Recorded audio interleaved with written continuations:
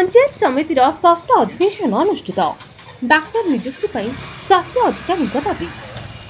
गणिया block सभागृह गणिया पंचायत समितिर अधिवेशन अनुष्ठित हो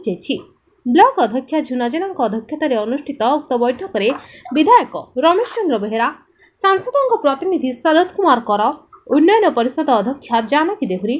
जिला परिषद सभ्य नरेश कुमार बेहेरा बीडीओ डॉक्टर बेबिता मंजरी नायक उपाध्यक्ष राजकिशोर साहू अतिरिक्त बीडीओ रतन लाल लोहरा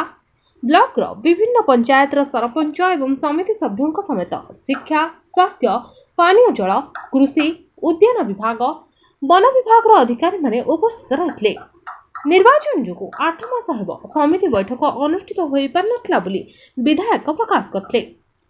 पूर्व बैठकर विवरणी दृढ़ीकरण करने पूर्व से संपर्क में आलोचना करने को गणिया सरपंच मत देते बैठक को आसुवा अनुदान संपर्क में लोक प्रतिनिधि मानक अवगत करा उपाध्यक्ष राजकिशोर साहू अभियोग करते जगन्नाथ प्रसाद विद्यालय रे प्रधान शिक्षकों को बदली करने को गत सभारे ब्लॉक अध्यक्षा दृष्टि आकर्षण करथिबा बेले बदली काहे होई पारनी बोली से ब्लॉक शिक्षा अधिकारी को दृष्टि आकर्षण करथिले संपृक्त शिक्षा जिला शिक्षा अधिकारी पाखरे चुक्ति करी ठीक रे ड्यूटी करिवे बोली प्रतिश्रुति दैछंती बोली शिक्षा अधिकारी जणाइथिले गणियार विभिन्न स्थान रे लागिथिबा हाई मार्क्स लाइट गुडिक जळु नथवारु सेतिप्रति ध्यान देबाकू सभारे आलोचना होइतला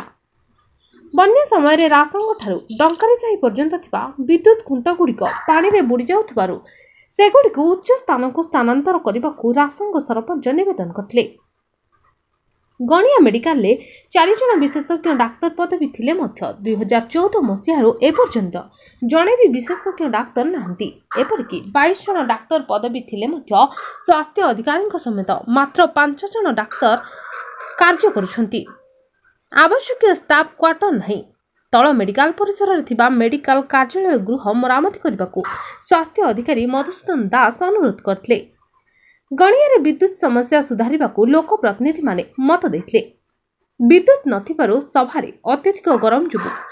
विभागीय अधिकारी उपरे उपस्थित सदस्य माने क्षोभ प्रकाश करथिले गणिया थिबा कल्याण मंडप अधा पंतरिया होई पड़ी रहिथिबारु एहा संपूर्ण करबाकू गणिया सरपंच बैठक रे जणाइथिले ब्यूरो रिपोर्ट मणिभद्रा खबर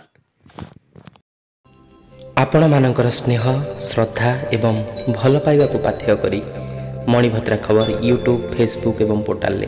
तार सफलता बजाय रखिछि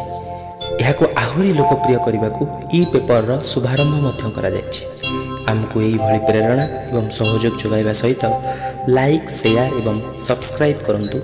मणिभद्रा खबर संपर्क जनतार।